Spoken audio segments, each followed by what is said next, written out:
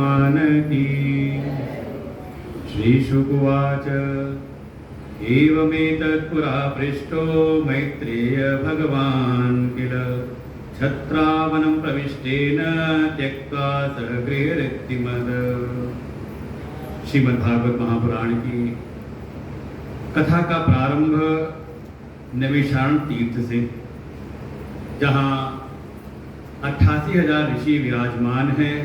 सत्रम स्वर्गाय लोकाय, स्वर्ग की कामना से प्रेरित होकर के एक दीर्घ यज्ञ सत्र का अनुष्ठान करके बैठे हैं। कहीं हृदय के भीतर एक लोक की वासना है, स्वर्ग लोक की कामना से युक्त होकर के श्रीमद्भागवत महापुराण की कथा में प्रवेश करते हैं। इसी कथा के अंतर्गत ही कथा आती है व्यास और नारद के मध्य संवाद के रूप में भी, जहां वक्ता हैं देवर्षि नारद और सुनने वाले हैं व्यास जी। कहाँ ठीक हो गया? पिछली लगी में आ रहा था, अभी जो जनरेटर चला था सही चल रहा था जनरेटर।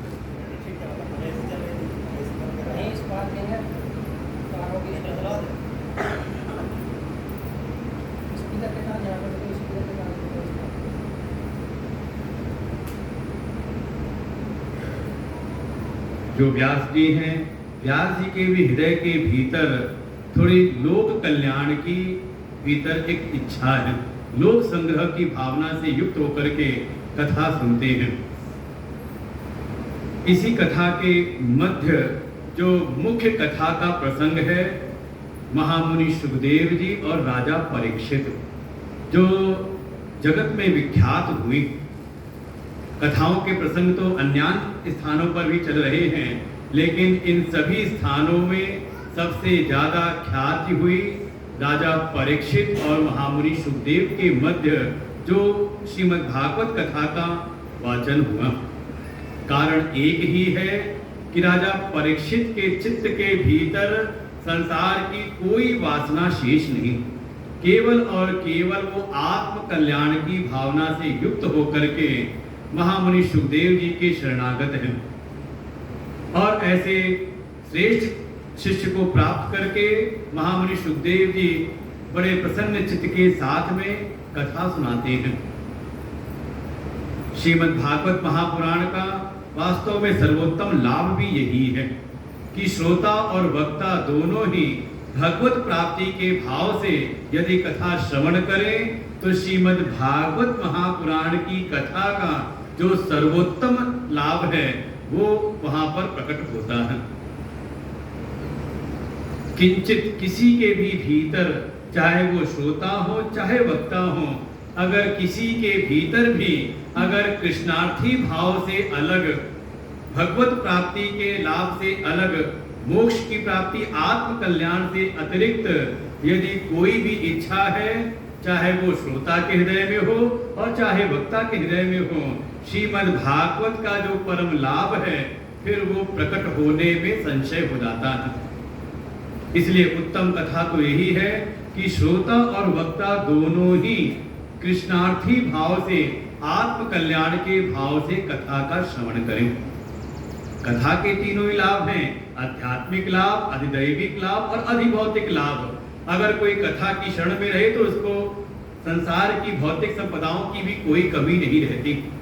कोई अधिदैविक लाभ से अपने कुल में अपने पितरों के निमित्त कथा को सुने तो उनका भी कल्याण होता है, लेकिन सबसे मुख्य तो है आध्यात्मिक लाभ। आत्म कल्याण की भावना से, कोई अपने मोक्ष की भावना से, कोई अपने मृत्यु को सुधारने की भावना से अगर इस कथा का श्रवण करे तो श्रीमद्भागवत की उस पर परम कृपा होती है। श्रीमद्भागवत महापुराण की कथा वास्तव में मोक्षदायिनी कथा है, जिसको सुनकर के राजा परीक्षित को केवल 7 दिन के भीतर ही मोक्ष की प्राप्ति हुई। ऐसी दिव्य कथा सुना रहे हैं राजा परीक्षित को महामुनि सुखदेव जी। इसी कथा के अंतर्गत ही एक कथा का प्रसंग और प्रकट हुआ। संवाद होता है महात्मा विदुर और मैत्री ऋषि के मध्य में। एक समय भेंट हुई महात्मा विदुर की उद्धव जी से, स्थान है वृंदावन। और जब ये महात्मा विदुर की भेंट हुई उद्धव जी से, तो दोनों ही भगवान के परम भक्त हैं। और जब दोनों भगवान के परम भक्त मिलते हैं तो केवल और केवल भगवान की चर्चा। मच्चित्तः मद्गत प्राणः बोधयन्तः परस्परम कथयन्त च मां नित्यं तुष्यन्ति च रमन्ति च। और यही भगवान के भक्तों का लक्षण है। भगवान के भक्त जब मिलते हैं तो भगवान के अतिरिक्त कोई और चर्चा वे नहीं करते। कथयन्त च मां नित्यम, भगवान स्वयं कहते हैं कि ऐसे जो मेरे भक्त हैं वो मेरे ही विषय में चर्चा करते हैं। बोधयन्तः, आपस में उसी का चिंतन करते हुए केवल मेरा ही स्मरण करते हैं। यही है भगवान के भक्त का लक्षण। और ऐसी जब उद्धव और विदुर के बीच संवाद हुआ तो भगवान की चर्चा करते करते महात्मा विदुर भाव विभोर होकर के उद्धव जी की प्रशंसा करते हैं। हे उद्धव, तुम तो धन्य हो जिस पर भगवान की अहेतु कृपा हुई, तुम्हें तो उनका परम पावन सानिध्य की प्राप्ति हुई। तुम धन्य हो, तुम्हारा दर्शन करके मैं भी धन्य हो गया। बदले में उद्धव जी कहते हैं, हे महात्मा विदुर, हे विदुर, तुम्हारी भी कोई महिमा कम नहीं। जब अंतिम क्षणों में मैं भगवान के सानिध्य में था, भगवान मुझको भागवत तत्व का उपदेश कर रहे थे, वहीं पर मैत्री ऋषि विराजमान थे। जब भगवान कृष्ण ने हम दोनों को भागवत धर्म का उपदेश किया तो चलते चलते मैत्री ऋषि को आज्ञा दी कि हे मैत्रेयी, यदा कदा कहीं पर भी अगर देवर्षि नारद मिल जाए तो उनको ये मेरा तत्वोपदेश प्रदान करना। हे देवर्षि, हे महात्मा विदुर, तुम तो धन्य हो। भगवान अंतिम क्षणों में तुम्हारी स्मृति कर रहे थे, तुम्हारा स्मरण कर रहे थे। हे विदुर, तुम तो परम धन्य हो। जब ये बातें सुनी महात्मा विदुर तो अब भाव विवल होकर के भगवान ने मेरा स्मरण किया, मेरे लिए संदेश छोड़ा मैत्री ऋषि के पास। यहाँ तो उद्धव जी से विदा लेकर के फिर चल पड़ते हैं जंगल जंगल वन वन में भटकते हुए। बस उनकी एक ही अभिलाषा है, ये मैत्री ऋषि कहाँ मिलेंगे। और चलते चलते इनकी भेंट हुई हरिद्वार में। हरिद्वार में विराजमान है मैत्री ऋषि। उनके पास जा करके महात्मा विदुर ने पूछा कि हे मैत्रेयी, भगवान ने मेरे लिए क्या संदेश दिया है। और मैं तो एक बात जानना चाहता हूँ कि ये संसार के जितने भी प्राणी हैं सब के सब सुख चाहते हैं, आत्यंतिक रूप से सुख की प्राप्ति करना चाहते हैं और उसी के लिए सब करते हैं प्रयत्न। सुखाय कर्माणि करोति लोको नतई सुखम आनंदकारमं वा। लेकिन ऐसी विडंबना दिखाई देती है कि जगत के सारे प्राणी सुख के लिए प्रयत्नशील हैं, लेकिन उनके उन प्रयत्नों के द्वारा उनको सुख की प्राप्ति होती दिखती नहीं। कर्म को आधार बना करके वो सुख चाहते हैं, लेकिन उन कर्मों के फलस्वरूप उनको उस परम आनंद की आत्यंतिक सुख की प्राप्ति होती नहीं। और साथ ही ये जो आत्यंतिक दुख की निवृत्ति ये भी उनके जीवन में संभव दिखती नहीं। हे मैत्रेयी, आप बताइए कैसे उन प्राणियों को आत्यंतिक रूप से दुखों से छुटकारा मिले और आत्यंतिक रूप से उनको सुख की प्राप्ति हो। मैत्री ऋषि ने कहा, हे महात्मा विदुर, तुम तो वास्तव में भागवत तत्व को ही श्रवण करना चाहते हो, क्योंकि ये जो तुमने रहस्य की बात पूछी है कि ये जीव को परम आनंद की प्राप्ति कैसे हो, इसके लिए ही भागवत तत्व प्रकट हुए हैं। भागवत तत्व के रहस्य को जो कोई जान ले, उसको भीतर धारण कर ले, वो परम आनंद की प्राप्ति कर लेता है। और फिर कथा हरिद्वार में प्रारंभ हो गई महात्मा विदुर और मैत्री ऋषि के मध्य में। और सृष्टि के प्रारंभ से कथा सुनाई कि जब भगवान नारायण से मात्र 4 श्लोकों में भागवत तत्व का ज्ञान मिला, ब्रह्मा जी को उन्होंने उस ज्ञान को आत्मसात करके भगवान की आज्ञा अनुसार प्रजाओं को उत्पन्न करने लगे। सबसे पहले उन्होंने अपनी मानसी सृष्टि में प्रकट किया भगवान के ही अंशावतार सनत कुमारों को। सनक, सनंदन, सनातन, सनत, ये 4 ब्रह्म कुमार प्रकट हुए। लेकिन पिता की आज्ञा मान करके ये प्रवृत्ति रूपी धर्म में इन्होंने प्रवेश नहीं किया। ब्रह्मा जी की तो चाह थी कि ये मेरे पुत्र हैं, ये भी प्रजाओं को उत्पन्न करके प्रजाओं का विस्तार करें, सृष्टि का विस्तार करें। लेकिन ये चारों ब्रह्म कुमारों ने निवृत्ति के मार्ग को स्वीकार किया, संन्यास्त हो करके चले गए बद्री विशाल धाम में और वहीं पे तत्व का चिंतन करते हुए समय व्यतीत करने लगे। सत्संगार्थम समायाता, सत्संग करते हुए, ज्ञान की चर्चा करते हुए ही वे अपने समय को व्यतीत करने लगे। और जब पुत्रों ने बात नहीं मानी, जैसे आपके बच्चे आपकी बात न माने, तो भीतर क्रोध तो उत्पन्न होता ही है। ये ब्रह्मा जी की भी आंखें लाल नीली हो गई, भ्रिकुटियां तन गई, और इसी क्रोध की दशा में उनके भ्रिकुटी के मद से ही रुद्र गण प्रकट हुए। 11 रुद्र प्रकट हुए। पिताजी क्या आज्ञा है? ब्रह्मा जी ने कहा सृष्टि का विस्तार करो, प्रजाओं को उत्पन्न करो। और फिर रुद्रगण लग गए प्रजा उत्पन्न करने में, तो जैसे स्वयं बिल्कुल विकराल रूप में है, ऐसी ही सृष्टि करने लगे। करते करते सबको लगी भूख, क्या खाया जाए, खाने में कुछ बनाया नहीं। किसी ने कहा वो देखो सामने कमल का पुष्प दिखाई दे रहा है, और जगत में पहले फूल आता है, उसके ऊपर फल लगता है। किसी ने कहा देखो तो कोई बैठा हुआ है, जरूर उसका फल होगा। सब दौड़ पड़े उसको, किसी को भक्षते हैं, भक्ष लेते हैं। उसी में कुछ समझदार थे, उन्होंने कहा अरे नहीं, इनकी रक्षा करो, इनका भक्षण मत करो, ये तो अपने दादा हैं, इनकी रक्षा करो। और वो जो खाने को दौड़े आए सामने, ब्रह्मा ने देखा, उनको देख करके कमल की नाल में जाकर के छुप गए, और जा करके वो रुद्रगणों को कहा बस अलमिति, बहुत हो गया, बस अब इतना ही रहने दो, ज्यादा मत करो। धीरे धीरे सृष्टि का विस्तार कैसे हो, विचार करते हुए ब्रह्मा जी के अंगों से ही कुछ ऊर्ध्वरेता ऋषिगण प्रकट हुए। मरीचि, अत्रि, अंगिरसः, पुलस्त्य, पुलह क्रतुः, भृगु, वसिष्ठ, दक्षश्च, दशमस्तत् नारदः। भगवान के अंशावतार देवर्षि नारद भी प्रकट हुए। इनसे ही दक्ष का प्राकट्य हुआ, अत्रि, मरीचि आदि ऋषि प्रकट हुए। लेकिन अभी मैथिली सृष्टि प्रारंभ नहीं हुई। विचार करते करते ही कैसे मैथिली सृष्टि हो, ब्रह्मा जी के 2 भाग हो गए, और उससे प्रकट हुए मनु और शत्रुपा। आज्ञा दी मनु शत्रुपा को कि तुम गृहस्थ धर्म को धारण करके तुम प्रजाओं को उत्पन्न करो। लेकिन मनु जी महाराज ने निवेदन किया, प्रार्थना की कि हे पिताजी, हम आपकी आज्ञा को मान करके प्रजाओं को उत्पन्न तो करें, लेकिन हमारे द्वारा जो उत्पन्न प्रजा होगी वो रहेगी कहां पर?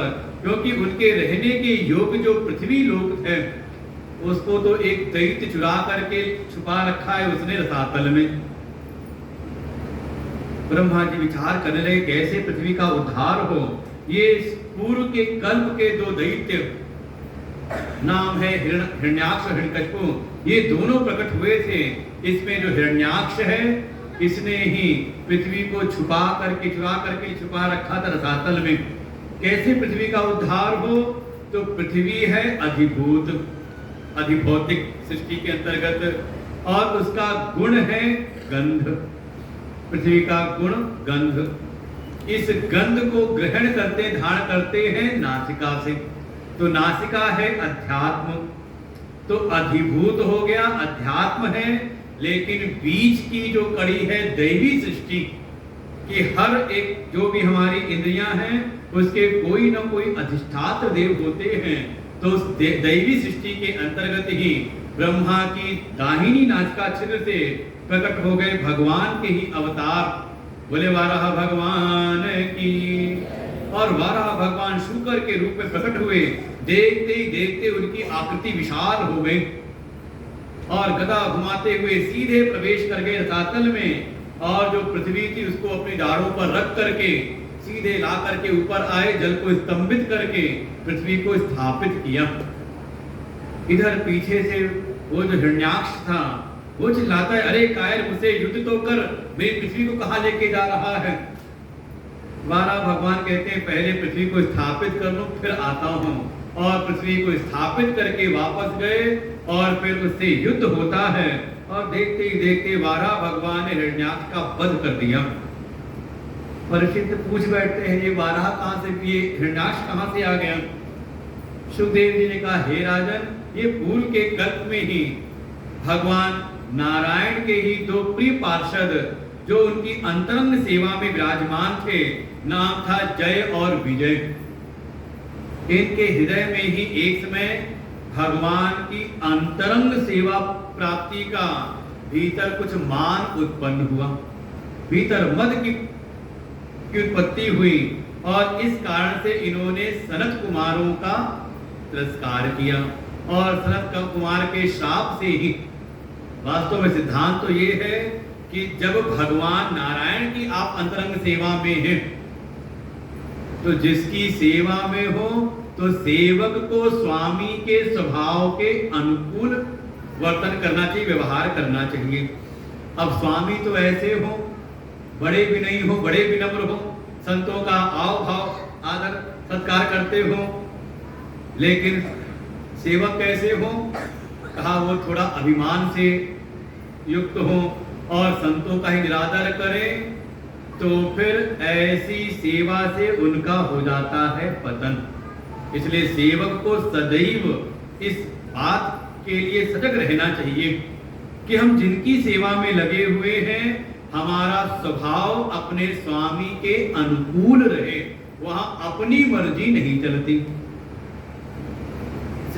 आज्ञा सम्न सुसाहिब सेवा, जो हमारे अच्छे स्वामी हैं, सुसाहिब हैं, उनकी अगर सेवा में लगे हैं तो समझ लो ये सभी भक्तों के लिए संकेत है कि हम पूजा तो करें। हमारे इष्ट कौन है? का हमारे इष्ट हैं प्रभु श्री राम, जो मर्यादा पुरुषोत्तम है, लेकिन हमारा जीवन कैसा है? का उसमें कहीं मर्यादा दिखाई नहीं देती, तो दोष है कि नहीं?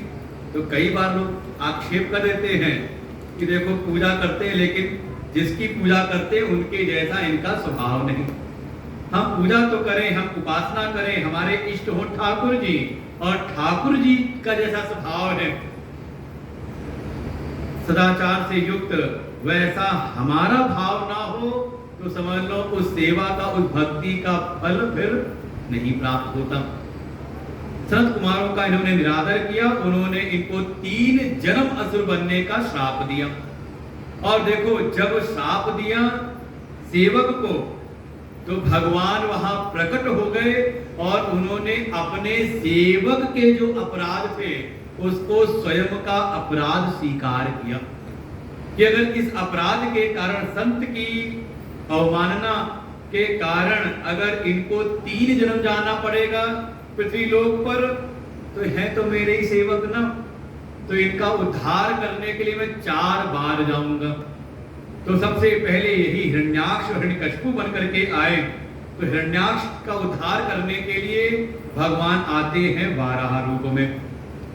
अब पृथ्वी की स्थापना हो गई, आज्ञा दी मनु शत्रुपा को प्रजाओं का विस्तार करिए, और इन दोनों के ही माध्यम से, मनु और शत्रुपा के माध्यम से 5 संतानों का जन्म होता है।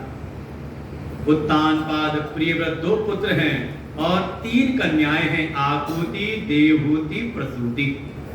कथा सुनाई मनु जी के वंश में सबसे पहले इनकी जो मझली कन्या है देवहूति, ऐसी दिव्य कन्या है कि जिस देवता का आवाहन करती, जिनको आहूत करती हैं मंत्रों के द्वारा, उन देवताओं को उनके वश में आना पड़ता है वरदान देने के लिए।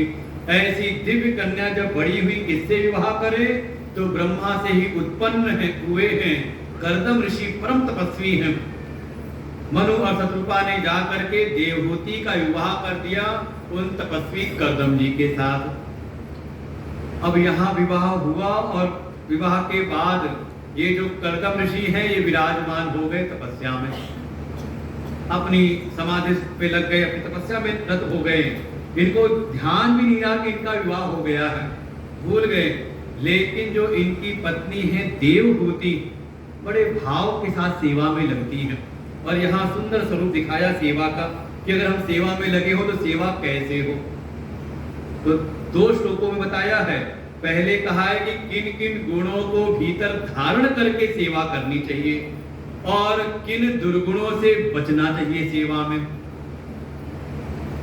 मैत्री उवाच विश्रम्भेणात्म शौचेन गौरवेण तमेन च शुश्रूषया सहोदेन वाचा मधुरया च हो।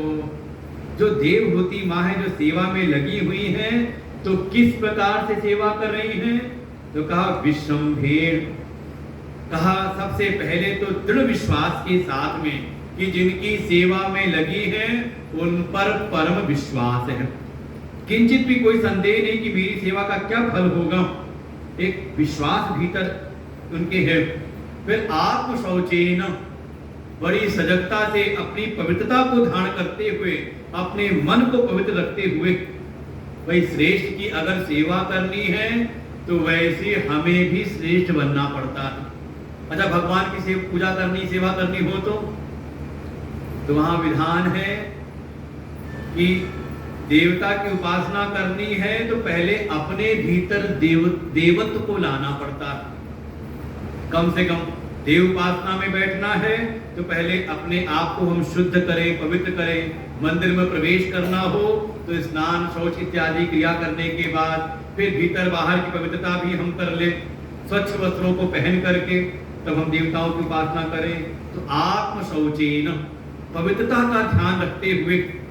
फिर बड़ा मुश्किल होता है कई बार सेवा करते करते अपने भीतर हीनता का अनुभव आने लगता है। अरे हम तो बिल्कुल गए गुजरे हो गए हैं। यहाँ पर सेवा का भीतर एक गौरव है, गौरवेण, गौरव है कि देखो कितने श्रेष्ठ महापुरुष की हमें सेवा प्राप्त हुई है। कभी भी सेवा कर्म में हीनता की भावना नहीं आनी चाहिए। हीन भावना से ग्रस्त होकर के अगर कोई सेवा करे तो सेवा के फल से वो वंचित हो जाता। छोटी सी छोटी भी सेवा मिल जाए तो उनकी कृपा माने अपने स्वामी की कि हाँ, उन ऐसे महापुरुष की सेवा में हम लगे हुए, उनकी कृपा है कि उनकी हमें सेवा प्राप्त हुई है। ऐसे गौरव के साथ में, गर्व के साथ में, कहीं पर भी हीन भावना नहीं है। दमेन च, थोड़ा संयम भी, आत्म संयम से युक्त होकर के, शुश्रूषया सहोदेन, सेवा शुश्रूषा करते हुए थोड़ा भीतर प्रेम भी है। कई बार ऐसा होता है कोई बहुत नियम से सेवा करे तो थोड़ी कठोरता भीतर आ जाती है। तो कठोरता नहीं, बड़े प्रेम के साथ में। और आखिरी कहा वाचा मधुरया च हो, थोड़ी वाणी में भी मधुरता रहे। कई बार क्या होता है कोई बहुत ज्यादा सेवा में लगे तो उसकी वाणी में कर्कशता आ जाती है। जरा सा कोई कुछ पूछ ले तो उसकी खैर नहीं। बिल्कुल इस भाव के साथ ये तो बताए गुण कि विश्वास हो, अपने स्वामी पर दृढ़ विश्वास हो, थोड़ी अपने भीतर पवित्रता के साथ में, गौरव के भावना के साथ में संयम हो, प्रेम हो और वाणी में मधुरता हो। हमें लगता है हमारे ललितानंद जी ऐसी सेवा करते हैं, जो आ जाए आश्रम में तो एक बार तो कहीं ना कहीं इनके स्वभाव से प्रसन्न होकर के वो जुड़ जाता है सेवा में। ऐसे बताया, सद्गुणों को बताया। फिर अगले एक श्लोक में किन किन चीजों से रहित, किन चीजों का त्याग करते हुए सेवा करनी चाहिए। विसृज्य कामं दंभं च द्वेषं लोभं अघं मदं अप्रमत्योदिता नित्यं तेजिया संतोषयत। कहा विसृज्य कामं, सेवा तो कर रहे हैं लेकिन कोई कामना रख करके। राधा कृष्ण भगवान की रोज सेवा करते हैं और साथ में रोज आकर के अपनी इच्छाएं, कामनाएं व्यक्त कर देते हैं, ये मिल जाए हमको। कहा कोई कामना नहीं, कामना का त्याग करके, अपनी कोई कामना नहीं। सेवक हमेशा अपने स्वामी के सुख के लिए उनकी इच्छा पर उसकी दृष्टि रहे कि ये क्या चाहते हैं, ना कि सेवा करके अपनी इच्छाओं को सामने रख दे कि मैं क्या चाहता हूं। का कामना से रहित होकर के, कोई दिखावा नहीं, दंभ नहीं, बिल्कुल हृदय में जैसा भाव है वैसा ही बाहर भी रहे। और जैसा भाव बाहर व्यक्त है वैसा ही भीतर भी हो, दम्भ से रहित हो। अच्छा मान लो सेवा करें और स्वामी का ध्यान ना आए हमारी ओर, तो सेवा हम करें और स्वामी प्रशंसा करें किसी और की, तो काफी संभावना होती है द्वेष उत्पन्न होने की। द्वेष से रहित, किसी के प्रति कोई द्वेष नहीं। ठीक है, हमें लगता है मेरा कर्तव्य, हम तो अपना कर्तव्य कर रहे हैं, बाकी स्वामी जिसका चाहे उसका मान सम्मान करे, जिसकी प्रशंसा करे, हमें कोई इसका प्रभाव ना हमारे भीतर पड़े। लोभम, कोई लोभ नहीं, अघम, कोई पाप नहीं, बिल्कुल परम शुद्धता के साथ में, और ऐसा करते हुए मद भी ना आए। देखो जय विजय के मन में सेवा का मद आ गया, देखो हमारे जैसा कौन है, बिल्कुल भगवान के जैसे ही हमें रूप मिला हुआ है, भगवान के अंतरंग सेवा मिली है। क्योंकि सेवा में कहीं ना कहीं मद आने की, बड़े आदमी के, बड़े मंत्री का कोई प्यून भी हो तो, खलासी भी हो तो, वो मंत्री से कम नहीं होता। ऐसे बड़े महापुरुषों की सेवा मिल जाए तो थोड़ा तो मद भीतर आता है। देखो उनके साथ हम रहते हैं, का मद से रहित होकर के, अप्रमत्तः का प्रमाद से भी रहित। जिस समय जो सेवा है, जो कार्य करना है, उस पर हमारा ध्यान बना रहे, नहीं तो प्रमाद बहुत होता है। जिस समय जो कार्य था उस समय वो याद नहीं रहा, बाद में गए कार्य के लिए। ऐसे ही नित्य इस प्रकार से देवहूति मां सेवा करती है। और ऐसी अगर किसी की सेवा हो, ऐसा समर्पण हो, कर्म की ऐसी अगर सेवा हो कर्म के द्वारा, तो समझ लें उसको ही भक्ति की प्राप्ति होती है।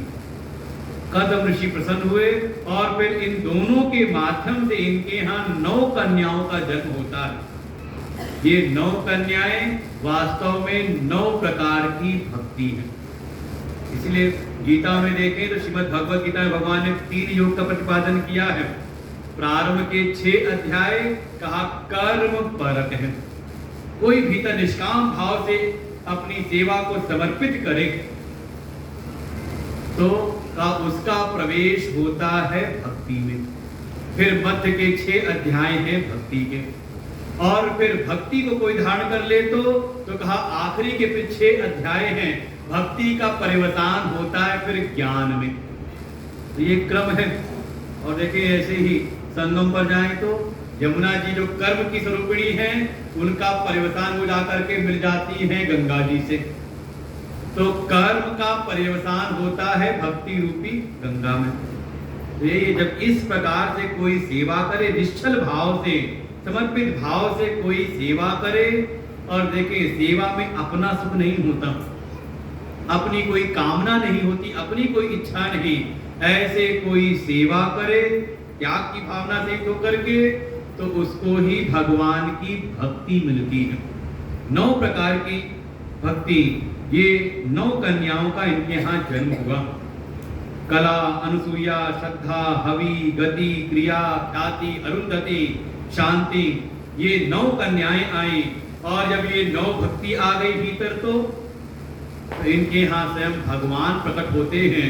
बोले कपिल भगवान की जय। मात्र अध्यात्म किम विद्याम शमनीम सर्वकर्मणाम वितरिष्ये या चातो भयम चाति दृश्यति। स्वयं भगवान प्रकट हुए, कदम ऋषि ने इनसे ज्ञान प्राप्त करके चले गए संन्यास के मार्ग में, और इधर देवहूति मां अपने पुत्र कपिल भगवान की सेवा में लगती है, इनका पालन पोषण करती है। और जब थोड़े बड़े हुए तो इनको ही बैठाया एक दिन चौकी पर, और इनकी स्तुति की कि मैं जानती हूं आप कौन हैं, आप साक्षात लोकी के स्वामी हैं, हे प्रभु थोड़ा मुझ पर कृपा करिए। देवहूति उवाच निर्विण्णानितरां भूमन् असत्येन्द्रिय दर्शनात् येन संभाव्यमानेन प्रपन्नान्धमं तमः प्रभो। हे प्रभु मुझ पर कृपा करिए। ये देखिए 5 लुटेरे मेरे पीछे लगे हुए हैं, और दिन रात मेरी शक्ति सामर्थ्य को ये क्षीण कर रहे हैं, लूटते जा रहे हैं। इनसे मुक्ति का उपाय बताइए। कौन से लुटेरे? का ये 5 जो इंद्रियां हैं ना, ज्ञान इंद्रियां, यही लुटेरे हैं। दिन भर क्या, दिन रात क्या कर रहे हैं? कहा बस इन्हीं इंद्रियों के दर्शन में हम लगे हुए हैं। इनको बढ़िया से बढ़िया दिखाना है, बढ़िया से बढ़िया सुनाने में लगे हैं, बढ़िया से बढ़िया स्पर्श में लगे हैं, बढ़िया से बढ़िया खिलाने में लगे हैं। ये तो कर रहे पूरा जीवन। और ये इंद्रियां कभी तृप्त होती नहीं और ले जाती है मुखाग्नि तक। देवहूति ने मां ने कहा, हे प्रभु, इनसे मुक्ति का क्या उपाय है? संपागताहं शरणं शरण्यं त्वभेत संसार तरो कुठारम जिज्ञासयाहं प्रकृते पुरुषस्य नमामि तद्धर्म विदाम वरिष्ठम। हे प्रभु, मैं आपकी शरण में हूँ, आप मेरा मार्गदर्शन करिए। और स्वयं कपिल भगवान अपनी देवहूति माँ को उपदेश करते हैं। उनको उपदेश किया सांख्य योग का, प्रकृति और पुरुष के विधान का वर्णन किया। 24 तत्वों से सारे जगत की उत्पत्ति होती है और इसको भी आधार मिलता है पुरुष का। प्रकृति पुरुष के स्वरूप का वर्णन किया। फिर उन परम पुरुष की प्राप्ति का जो साधन है अष्टांग योग, उसका भी साधन के रूप में निरूपण किया। यम, नियम, आसन, प्राणायाम, प्रत्याहार, धारणा, ध्यान, और फिर इसके बाद समाधि में आकर के कैसे भगवत तत्व का अनुभव करना है वो साधना बताई।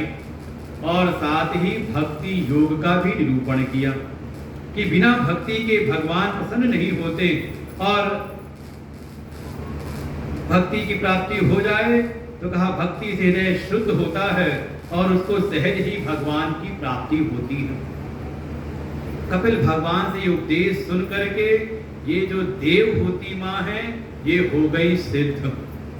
जहां पर इनको सिद्धि मिली वो स्थान ही हो गया सिद्धपुर, और ये एक सरोवर के रूप में प्रवाहित हो गई। वास्तव में यही भक्ति की पूर्णता है।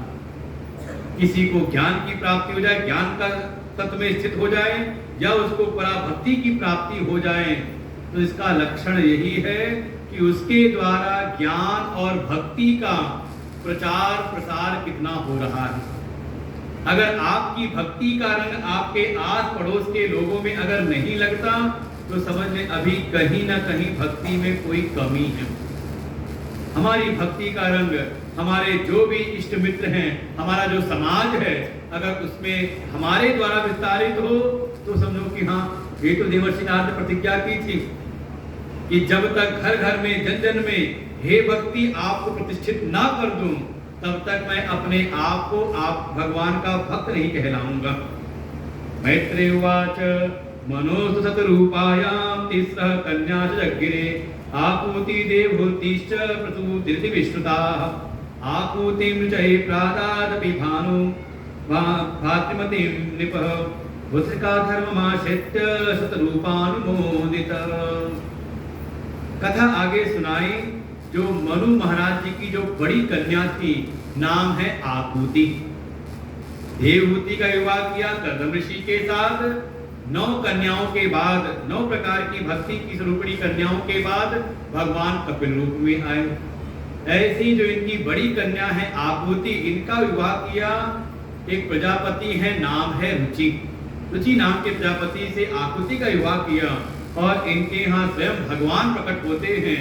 बोले यज्ञ पुरुष भगवान की। यज्ञ पुरुष रूप में स्वयं भगवान प्रकट हुए और इनका जो विवाह हुआ, इनकी पत्नी का नाम दक्षिणा। मतलब यज्ञ हो और दक्षिणा न दी जाए तो कहा फिर वो यज्ञ कैसा है? कहा उत्तम गुणी यज्ञ है, मंत्रहीनम अदक्षिणम। उत्तम गुणी यज्ञ, फिर उससे भगवान की प्राप्ति नहीं होती। जो छोटी कन्या की प्रसूति, दक्षाय ब्रह्मपुत्राय प्रसूतिं भगवान मनु जी ने अपनी छोटी कन्या प्रसूति का विवाह किया। ब्रह्मा के ही पुत्र हैं दक्ष, ब्रह्मा से प्रकट हुए हैं। दक्ष के साथ इनका विवाह किया और इनके यहाँ पर एक एक करके 16 कन्याओं का जन्म हुआ। एक साथ 13 कन्याओं का विवाह कर दिया धर्म के साथ में। ये सब धर्म के लक्षण हैं। श्रद्धा, मैत्री, दया, शांति, तुष्टि, पुष्टि, क्रिया, उन्नति, बुद्धि, मेधा, तितिक्षा, धी, मूर्ति, इन सबके पुत्र प्रकट हुए, उनका भी नाम दिया। और इन्हीं में जो 13वीं कन्या है मूर्ति देवी, इनके और धर्म के माध्यम से स्वयं भगवान प्रकट होते हैं। बोलिए नारायण भगवान की।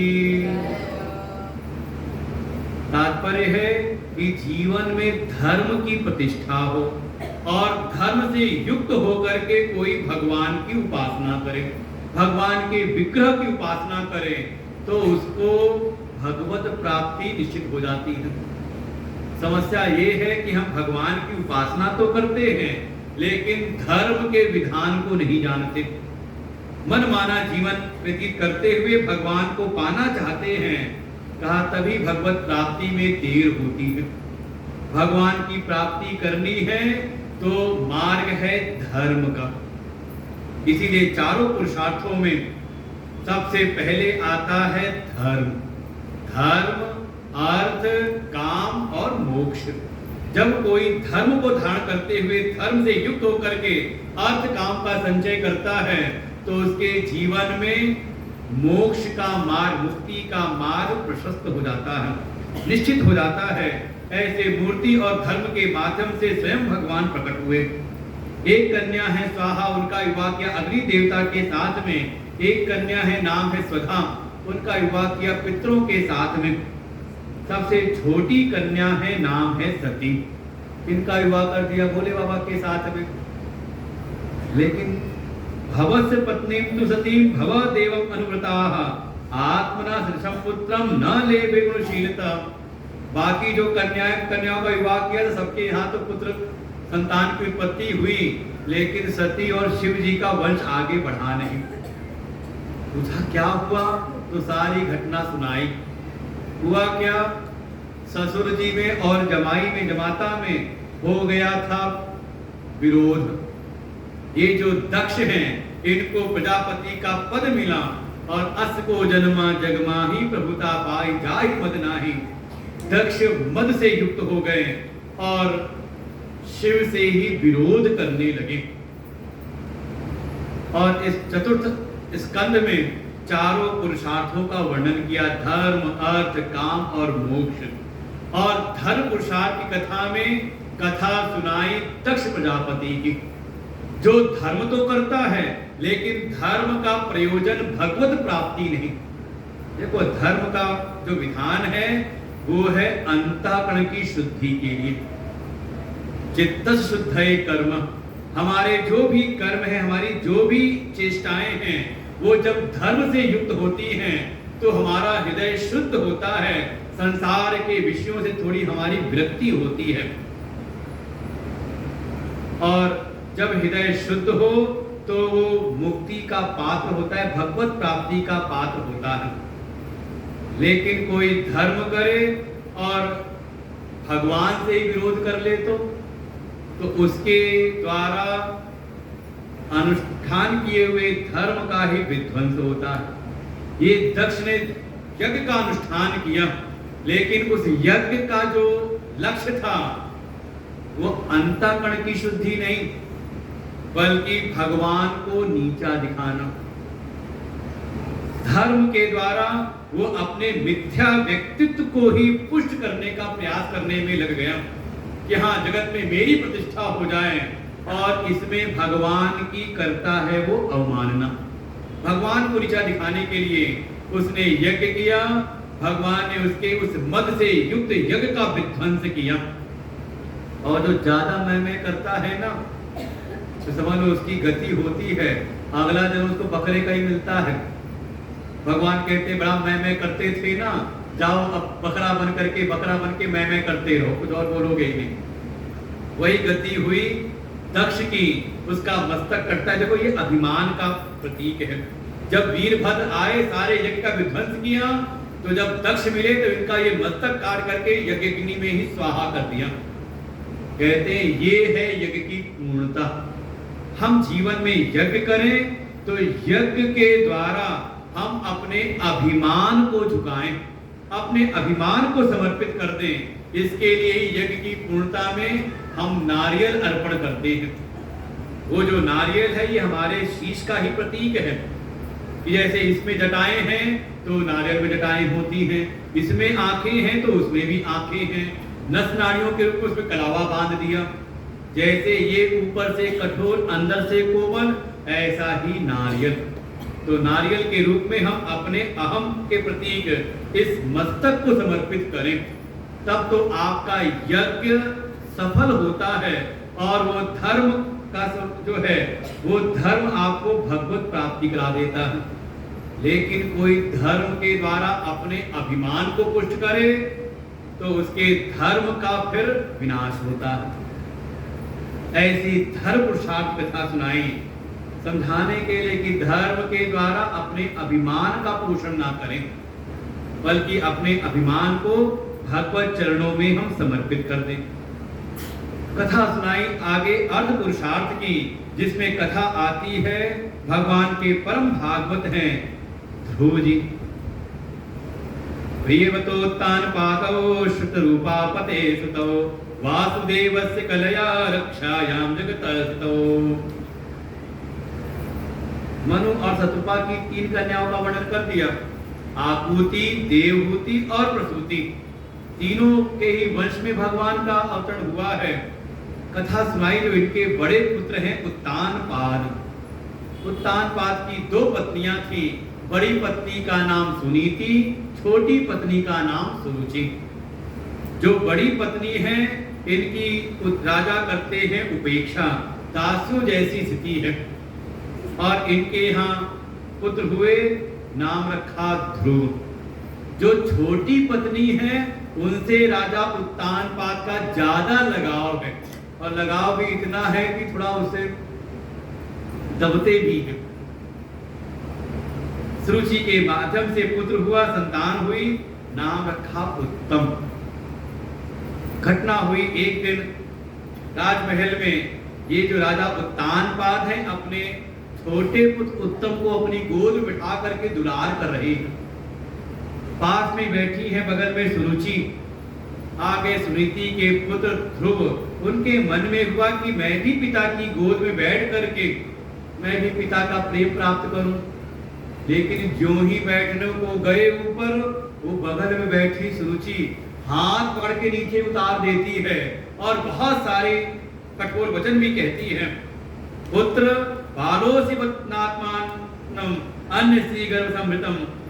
हे ध्रुव, तू भले राजा का पुत्र है, लेकिन तूने मेरे गर्भ से जन्म नहीं लिया है, इसलिए तू राज सिंहासन की ओर बढ़ने की इच्छा मत कर। वहां तो केवल वही बैठ सकता है जो मेरे गर्भ से जन्म ले। हाँ, तेरे मन में अगर ऐसी कोई इच्छा हो कि मैं भी राज सिंहासन पर बैठूं, राजा की गोद में बैठूं, तो उसके लिए कहा जा जाके तपस्या कर। तपसा आराध्य पुरुषम तत्सैवानुग्रहेण में गर्भे त्वं साधयात्मानं यदिच्छसि विपासनम्। अगर तेरे मन में इस पद की प्राप्ति, राजपद पर आसीन होने की तनिक भी तेरे भीतर इच्छा है, तो जा करके जंगल में आराधना कर, तपस्या कर, उन परम पुरुष की आराधना कर, तपस्या कर। और जब तेरी तपस्या से वो प्रसन्न हो जाए ना, वरदान देने को आए, तो उनसे यही वरदान मांग लेना कि हे प्रभु, मुझको सुरुचि के गर्भ से जन्म दे दो। मेरे गर्भ से जन्म लेने मात्र से ही तू राज सिंहासन पर बैठने का अधिकारी हो जाएगा। ऐसे तिरस्कार करके वहां से निकाला। रोते हुए गए अपनी मां सुनीति के पास में। जब सारी खबर मिली सुनीति को, सुनीति ने सबसे पहली जो बात कही, हे ध्रुव, मां मंगलम तात परेश संस्था भुंक्ते जनो यत् पर दुःख सत्यम सुच्चाभितम भवान में यदुर्भाग्या उदरे गृहीत।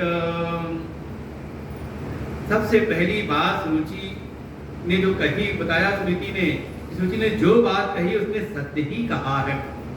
तेरा जन्म तो दुर्भाग्य के गर्भ से हुआ है, ये बात सत्य ही है। लेकिन हे ध्रुव, हे पुत्र, अपने मन के भीतर किसी के अमंगल की भावना लेकर के मत आओ। देखो, सबसे बड़ा ये जो उपदेश किया अपने पुत्र को कहा हे पुत्र, किसी के अहित की भावना मन में लेकर के मत आना। मां अमंगलम तात, किसी के प्रति भी विद्वेष की भावना मत रखना। वास्तव में ये जो द्वेष की भावना है, ये हमारी संचित जो ऊर्जा है, जो शक्ति सामर्थ्य है, उसका क्षरण कर देती है। इसलिए जो भी साधना पथ पर हो, भक्ति के मार्ग में हो, कभी किसी के अहित की बात नहीं सोचनी चाहिए। ये नहीं जरा सी बात पर जा तेरा सत्यानाश हो जा, अरे इतना कहने लगे हो, जाओ तेरा भी भला हो, जा तुझको भी सद्बुद्धि मिले, जा तुझ पर भी भगवान की कृपा हो, है कि नहीं। लेकिन दिन भर कहीं ना कहीं थोड़ी सी साधना की, लगा कि हाँ कुछ मिल गया अब हमारे पास, कुछ हमारी भी बात एक दो बार भी अगर हमारी बात सिद्ध हो जाए, सत्य हो जाए, तो मन में आता है अब जो कोई ऐसा कुछ करे तो तुरंत श्राप देने को निकलता है, इसलिए क्या तेरा सत्यानाश हो। सुनीति माँ कहती, हे पुत्र, द्वेष रख करके जीवन नहीं जीना चाहिए। और हाँ, एक बात तेरी सुरुचि माँ ने बिल्कुल सही कही है, अगर मन के भीतर संसार में किसी भी पद की इच्छा हो तो इधर उधर क्यों आस लगानी, सीधे जो त्रिलोकी के स्वामी हैं, परम पुरुष हैं, जा करके उनकी आराधना करनी चाहिए। और अपने पुत्र को प्रेरित किया, और देवर्षि ये जो हैं ध्रुव, ये चल पड़ते हैं तपस्या करने के लिए, और निकलते ही की भेंट हो जाती देवर्षि नारद से। देवर्षि नारद पहले परीक्षा देते हैं, इतना रोष, इतना क्रोध इस इतने छोटे 5 वर्ष के बालक में। माँ ने कहा था निकलते समय ध्रुव से कि जा रहे हो साधना मार्ग पर, साधना पद पर, तो बिना गुरु कृपा के साधना सफल नहीं होती। कोई संत मिल जाए तो उनको प्रणाम करना और उनसे साधन के विषय में जिज्ञासा करना।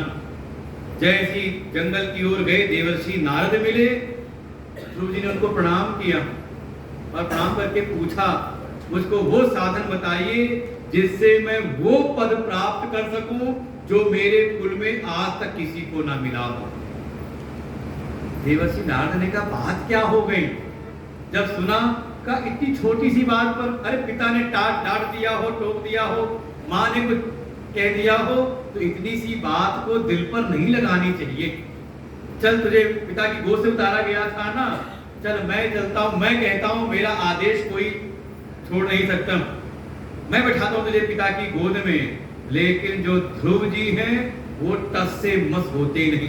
कहा हे देवर्षि, अगर आपको मुझ पर कृपा करनी है तो मुझको साधन का उपदेश करिए। मैं तो अब बस केवल वो पद पाना चाहता हूं जो मेरे कुल में किसी को ना मिला हो। जब देखा इतनी दृढ़ता है लक्ष्य के प्रति, तब देवर्षि नारद ने उनको मंत्र की दीक्षा दी। ओम नमो भगवते वासुदेवाय। और ये भागवत का महामंत्र 12 अक्षर मंत्र का निर्देश किया ध्रुव को। कुछ साधन बताए, कैसे साधना करनी है, कैसे तपस्या करनी है, वो सारा विधान बताया। और वो 5 वर्ष के बालक ध्रुव चले जाते यमुना जी के तट पर विराजमान होकर के, जैसा गुरु रूप में देवर्षि नारद ने उपदेश किया था, वैसे ही अपनी साधना प्रारंभ की। जब पहला महीना प्रारंभ किया, साधना में बैठे, तो जब एक बार शौच स्नान करके आसन पर बैठते हैं तो त्रिरात्रांते कपित बद्रासन, 3 रात्रि बीतने के बाद फिर उठते हैं आसन से, और उठ करके केवल कैथा और बेर का आहार करते हैं। साधना करते करते 1 मास बीता, मन में आया अभी भगवत प्राप्ति हुई नहीं, भगवत दर्शन हुए नहीं, तो संशय संदेह भगवान के प्रति नहीं हुआ, संशय संदेह गुरु के प्रति नहीं हुआ, और गुरु से प्राप्त मंत्र पर संदेह नहीं हुआ, बल्कि संदेह हुआ अपनी साधना में, शायद मेरी साधना में कोई कमी रह गई है। दूसरा महीना प्रारंभ हुआ तो द्वितीयम च तथा मासम षष्ठे अर्वकोटि। दूसरा महीना प्रारंभ हुआ तो जब बैठते हैं तो 6 दिन बीतने के बाद उठते हैं, और जो अभी आहार कर रहे थे कैथा और बेल, उसका त्याग कर दिया। तृण पर्ण आदि भी, जो पत्ते तिनके नीचे गिर जाते विष से, उसका आहार करते हैं। धीरे धीरे दूसरा महीना पूरा हुआ। तीसरे महीने अपनी साधना को और बढ़ाया। द्वितीयम चानन्य मासम, नौवें आनी। तीसरे महीने जब प्रारंभ हुआ तो 9वें दिन उठते हैं, और अब तो पत्ते खाना भी छोड़ दिया। लगता है कि शिव महापुराण में तपस्या है मां पार्वती की, मानस में भी आता है प्रसंग, और यहाँ पर है ध्रुव जी की। और देखो दोनों के गुरु एक ही हैं। उनके गुरु भी हैं देवर्षि नारद, और इनके भी गुरु हैं देवर्षि नारद। पत्ते खाना छोड़ा, केवल जल का आहार करते हैं। धीरे धीरे चौथा महीना प्रारंभ हुआ। चतुर्थम अपि वही मासम, द्वादशे अन्य। अब तो 12 दिन बीतने पर उठते हैं, और अब जल का आहार भी रोक दिया। केवल वायु भक्षक जित श्वासो, श्वास को जीत करके एक बार वायु का आहार करते हैं, और 12 दिन तक ऐसी योगिक क्रियाओं में स्थित हो गए। प्रारंभ हुआ 5वां महीना। पंचमे मासनुप्राप्ते जित श्वासो रिपात्मज। 5वां महीना जब प्रारंभ हुआ तब तो खड़े हो गए, अपने पैर के अंगूठे पर अपना संयमन कर लिया, और चित श्वास होकर के वायु का आहार भी रोक दिया। बाहर की वायु बाहर, भीतर की भीतर। और जैसे इस प्रकार से साधना प्रारंभ की, अब तो त्रिलोकी में हाहाकार मच गया। सारे जो देवता है वो पीड़ित होने लगे, क्योंकि जो देवता समष्टि में है वही देवता अपने अंश से व्यष्टि में भी विराजमान है। सारे देवता पीड़ित होने लगे। पहुंचे इंद्र के पास में, देवराज कुछ करिए। देवताओं के साथ इंद्र गए भगवान नारायण के पास में। भगवान ने कहा मां भयभीत न हो, ये मेरा भक्त है जो कठोर तप कर रहा है मेरी प्राप्ति के लिए। तुम चिंता ना करो, तुम्हारा कुछ जाने वाला है नहीं। ये तो इंद्र को यही लगता है कि बस कोई भक्त लगा तपस्या में तो मेरा इंद्र का सिंहासन गया। कहते मां भयभीत मत हो, मैं जा रहा हूं। और स्वयं भगवान आकर के सामने प्रकट हो गए। लेकिन सद्गुरु कृपा, देवर्षि नारद की कृपा से ध्रुव जी के भीतर स्वतः ही भगवान की छवि हृदय में प्रकट हो गई। भगवान के दर्शन करके बिल्कुल रोम रोम पुलकित है उनके। भगवान सामने आ गए, आंख खोलते नहीं। एक बार भीतर का आनंद मिल जाए तो, अपने साक्षी चैतन्य स्वरूप परमात्मा का भीतर अनुभव हो जाए, तो फिर जगत के कोई भी जो विषय हैं वो फिर रास नहीं आते। तब भगवान ने अपना वेदमय शंख ध्रुव के गालों पर स्पर्श कराया, और स्पर्श होते ही सारी वेद राशियां ध्रुव जी के भीतर प्रकट हो गईं। और जब आंख खोली तो देखा जो भीतर थे वही बाहर है। ध्रुव जी ने स्तुति की भगवान की। ध्रुववाच योऽन्त प्रविश मम वाचमिमां प्रसुप्तां संजीवयत् अखिल शक्तिधर स्वधाम्ना। ध्रुव कहते हैं हे प्रभु, मैं आपको जान गया हूं। आप कौन हैं? आप वही हैं जो चेतन आत्मा रूप से मेरे भीतर विद्यमान होकर के मेरी सारी इंद्रियों प्राणों को चेतन कर रहे हैं। और केवल ही मेरे भीतर नहीं, बल्कि सारे अखिल जगत में कहीं भी कोई चेतन शक्ति है तो उस रूप में आप ही विद्यमान हैं। और ऐसे स्तुति सुन करके भगवान प्रसन्न हुए और उनको अपना परम पद प्रदान किया। कहा पुत्र अब वापस लौट जाओ, तुम्हारा अब कोई तिरस्कार नहीं करेगा। और जब ये वापस पहुंचे तो इनका बड़ा स्वागत हुआ। जिस सिंहासन से उतार दिए गए थे, आगे चल करके ध्रुव ही उस राजपद पर आसीन होते हैं। और सुरुचि के जो पुत्र हैं उत्तम, उनकी आयु ज्यादा नहीं रही। युवा अवस्था में यक्षों के साथ कभी मुठभेड़ हुई और यक्षों के द्वारा उत्तम मारे जाते, अल्प आयु के हुए। और एक ध्रुव जी को ही राज सिंहासन मिला, इनका ही वंश आगे बढ़ता है। और जब इनका अंतिम समय आया तब तो स्वयं मृत्यु देवता आए विमान लेकर के, कहा ध्रुव जी से, हे ध्रुव जी, अब आपकी आयु पूर्ण हुई है, अब चलिए आपको जो नित्य पद प्राप्त हुआ है, चलिए मैं आपको ले चलता हूं। जब ध्रुव जी चढ़ने लगे रथ पर, तो रथ थोड़ा ऊंचा था, तब मृत्यु देवता ने अपना मस्तक झुका दिया, इशारा किया मेरे मस्तक पर पैर रख करके आप चढ़ जाइए। और मृत्युर्मूढ़िम पदम दत्वा आरोहोत अद्भुतम गृहम, और ये जो ध्रुव जी हैं मृत्यु के मस्तक पर सर रख करके आरूढ़ हो जाते हैं। और फिर जब चलने लगे तब इन्होंने पूछा, अरे जिनकी कृपा से, वास्तव में जिन्होंने मुझको प्रेरित किया था भगवत भक्ति के मार्ग में, ऐसी मेरी माँ का क्या हुआ, मैं उनको भी देखना चाहता हूँ। वो जो साथ में भगवान के पार्षद थे, उन्होंने कहा, हे ध्रुव जी, आपके रथ के विमान के आगे आगे जो चमकता हुआ विमान आगे जा रहा है, उस पर आपकी माँ सुनीति विराजमान है। दर्शयामास तु देवी पुरो यानेन गच्छतीम, पुत्रवती युवती जग सोई, रघुपति भगत जास सुत होई। वास्तव में उसी की महिमा है, वही पुत्रवान है जिसका पुत्र भगवान की भक्ति के मार्ग में लग जाए। ऐसे सुनीति का भी कल्याण हुआ और ध्रुव जी को नित्य लोक की प्राप्ति हुई। वास्तव में जो एक कथा है, ये कथा है वेद की। वेदों में वर्णन किया कि प्रत्येक प्राणी के सामने दो मार्ग आते हैं, एक श्रेय का मार्ग और एक प्रेय का मार्ग। श्रेयश्च प्रेयश्च मनुष्य में तौ संप्रीत्य विरक्ति धीरः। तो श्रेय और प्रेय दोनों मार्ग मनुष्य के सामने आते हैं। जो विवेकी हैं, जो धैर्यवान हैं, जो समझदार हैं, वो प्रेय का वर्ण ना करके वो श्रेय के मार्ग का वर्ण करते हैं। और जो अल्प बुद्धि वाले हैं, मंद बुद्धि वाले हैं, मूढ़ हैं, जगत की माया से मोहित हैं, वो श्रेय की उपेक्षा करके प्रेय का वर्ण कर लेते हैं। परिणाम क्या होता है? कहा बिल्कुल वैसे ही जैसे उत्तानपाद की दो पत्नियां हैं, सुनीति और सुरुचि।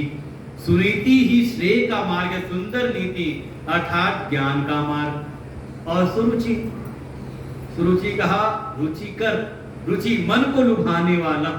तो देखो दोनों मार्ग हैं, एक श्रेष्ठ मार्ग है ज्ञान का, समझदारी का मार्ग, और एक दूसरा सामने मार्ग आता है जो मन को लुभावना लगता है, मन को अच्छा लगे। किसका वर्ण करते हैं?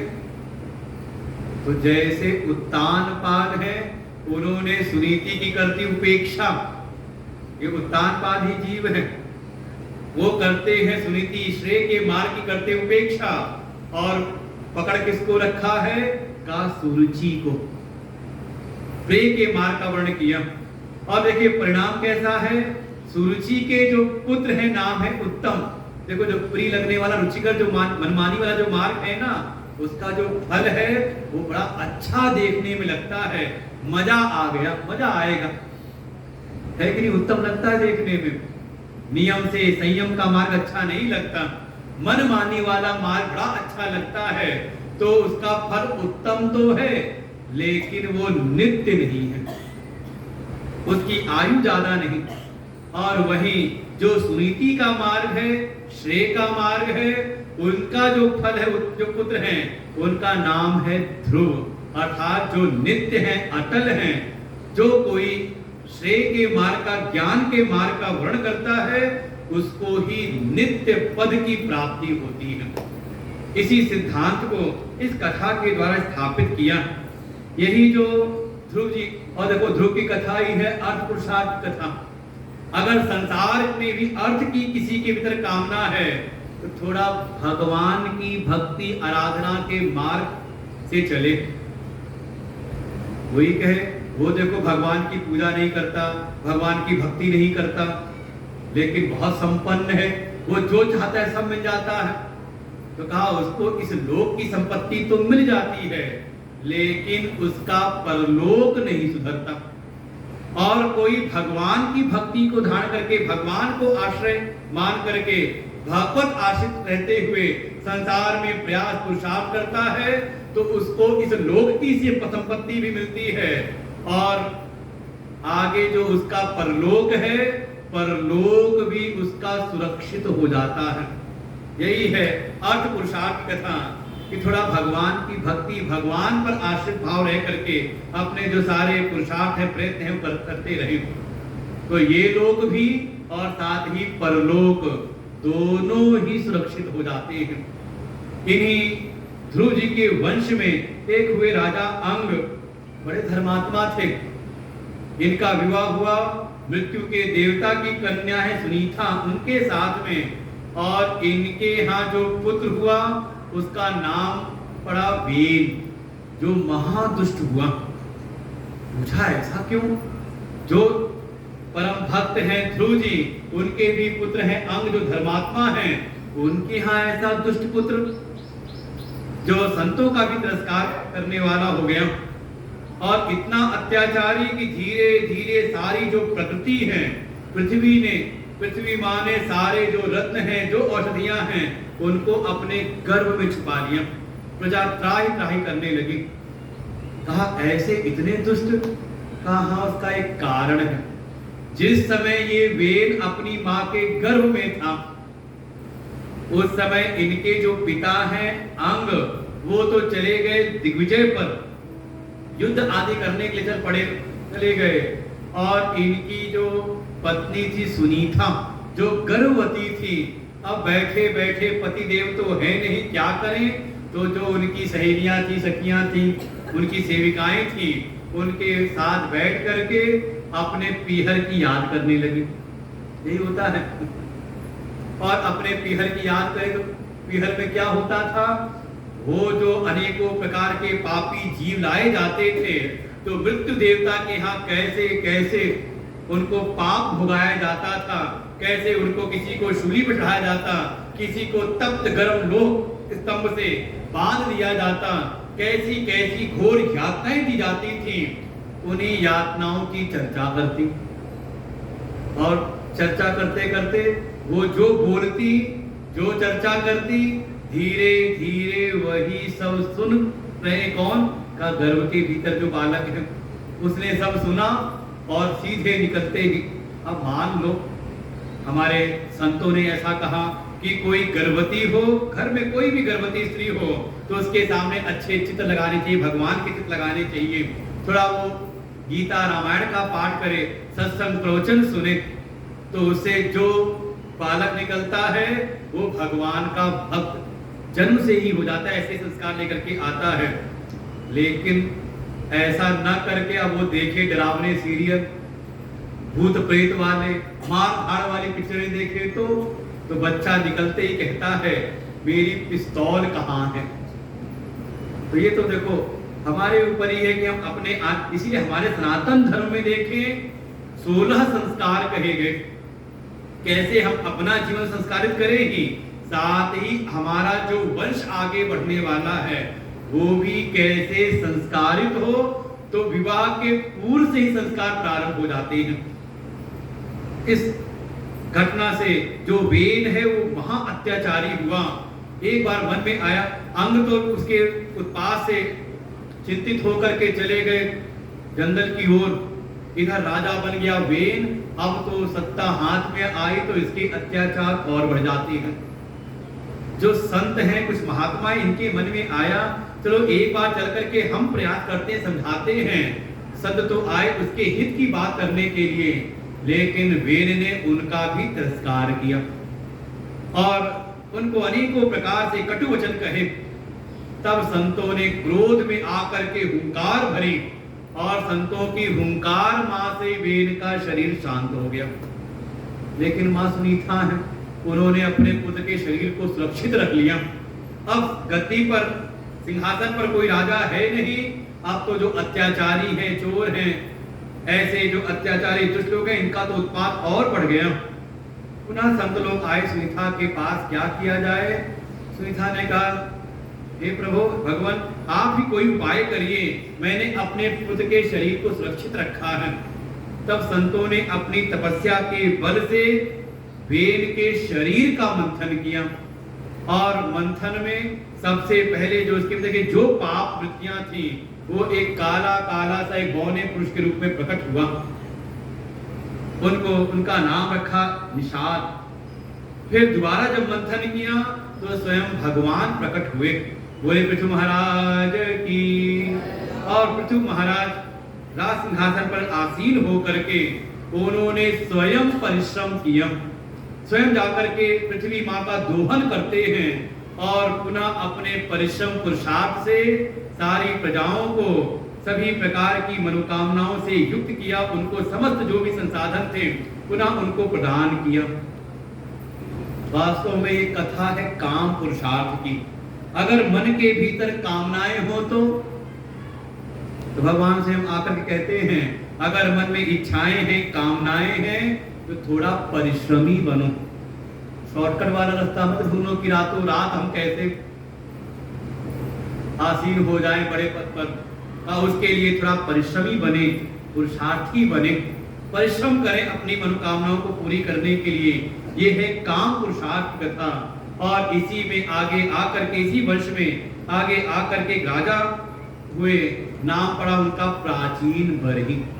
जो बड़े बड़े यज्ञ किया करते थे उन यज्ञों में पशुओं की बलि देते थे।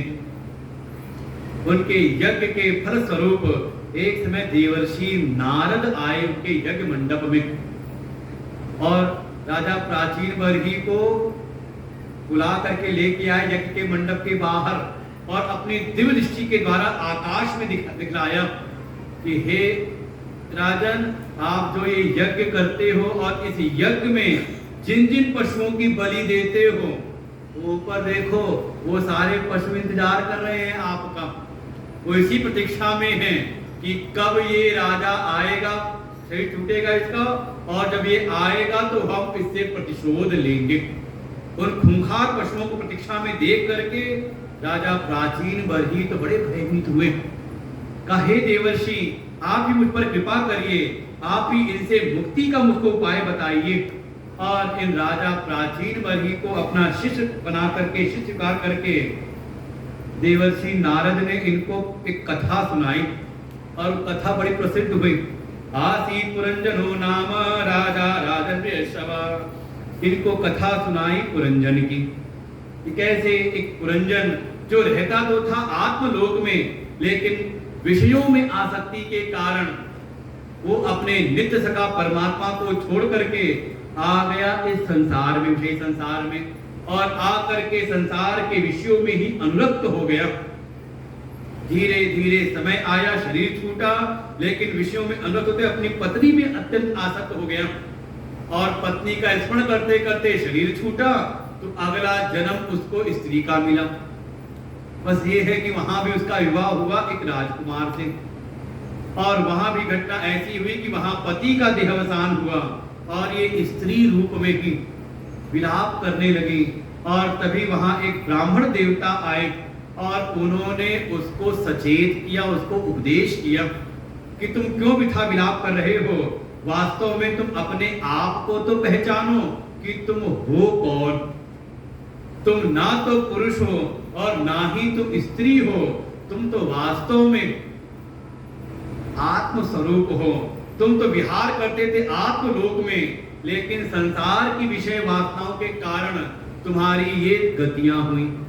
इसलिए पुनः अपने उस आत्म स्वरूप को पहचान करके, अपने साक्षी चेतन दृष्टा स्वरूप को पहचान करके उसमें ही तुम अवस्थान प्राप्त करो।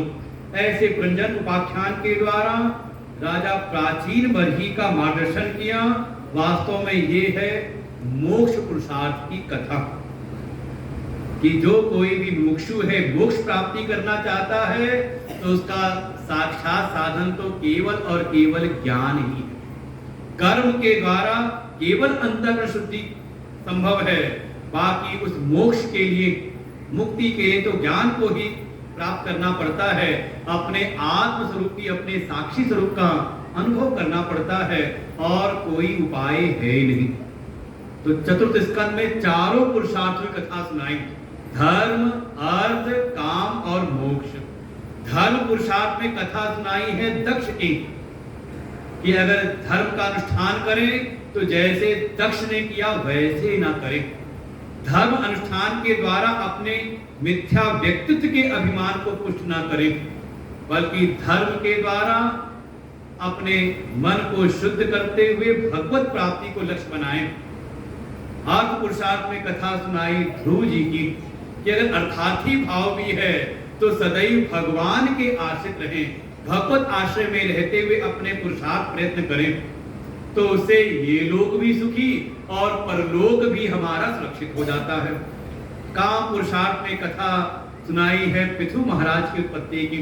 उनके अवतार कथा सुनाई कि अगर कामनाएं मन में हैं तो आलसी न बने बल्कि परिश्रमी बने।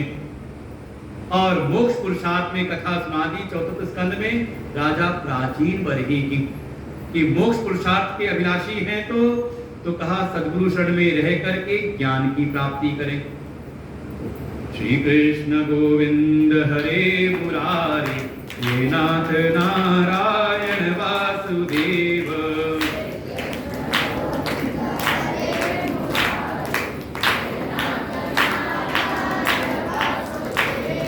श्री कृष्ण गोविंद हरे मुरारी हे नाथ नारायण वासुदेव।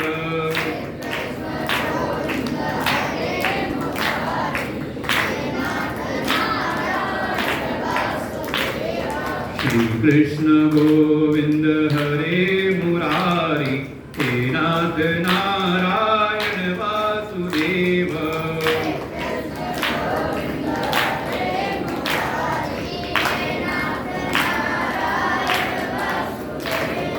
श्री कृष्ण गोविंद हरे मुरारी हे नाथ नारायण वासुदेव।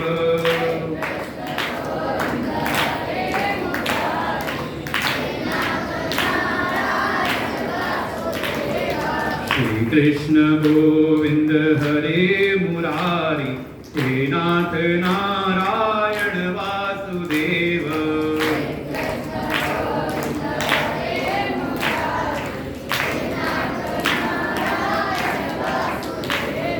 श्री कृष्ण गोविंद हरे मुरारी हे नाथ नारायण वासुदेव।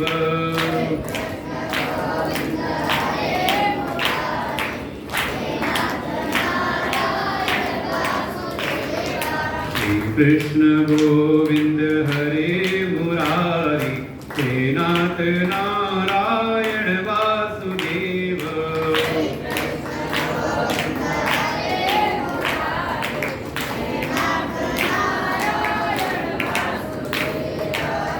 कृष्ण गोविंद हरे मुरारी हे नाथ नारायण वासुदेव।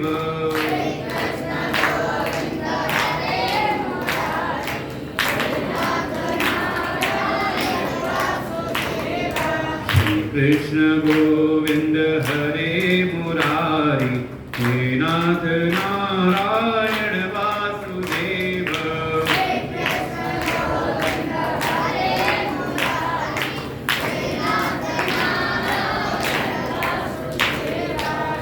कृष्ण गोविंद हरे मुरारी हे नाथ नारायण वासुदेव।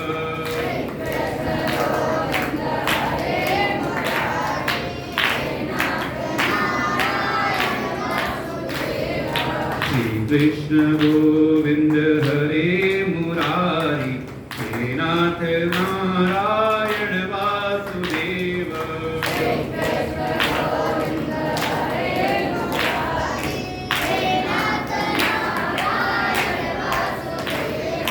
हे नाथ नारायण वासुदेव हे नाथ नारायण वासुदेव।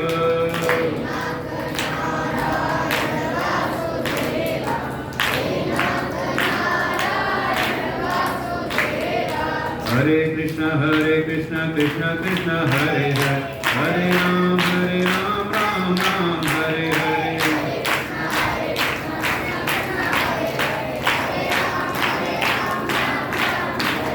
हरे राम राम राम हरे हरे।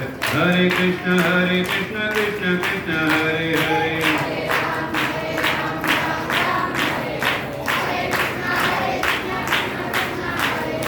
हरे राम राम राम हरे हरे, हरे कृष्ण कृष्ण कृष्ण हरे हरे।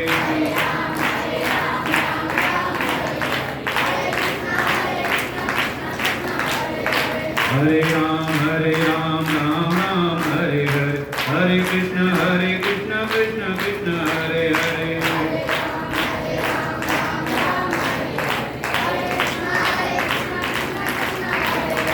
हरे राम राम राम हरे हरे, हरे कृष्ण कृष्ण कृष्ण हरे हरे।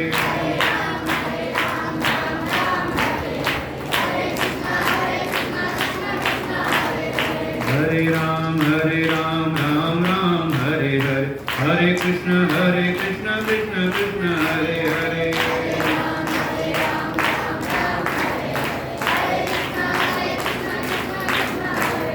प्रेम से बोलो सच्चिदानंद भगवान की, राधा कृष्ण भगवान की, श्रीमद् भागवत भगवान की, महामुनि सुखदेव भगवान की जय।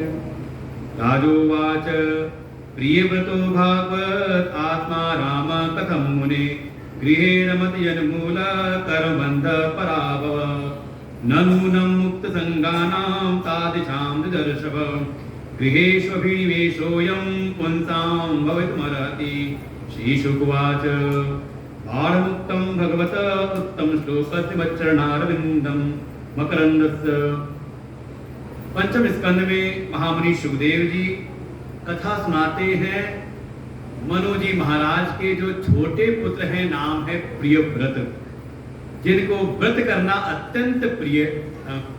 और ऐसे निष्ठावान भगवत चरणों में कि इनके मन में आया एक समय ऐसा भाव कि ये जितने भी अत्याचारी हैं, दुराचारी हैं, पापी हैं, इनको बल मिलता है रात्रि में। तो इनके मन के भीतर ऐसा भाव आया कि मैं कहीं पर भी रात्रि ना होने दूं। इसके लिए उन्होंने एक दिव्य रथ का निर्माण किया, उसको बिल्कुल एक दिव्य प्रकाश से सज्जित किया।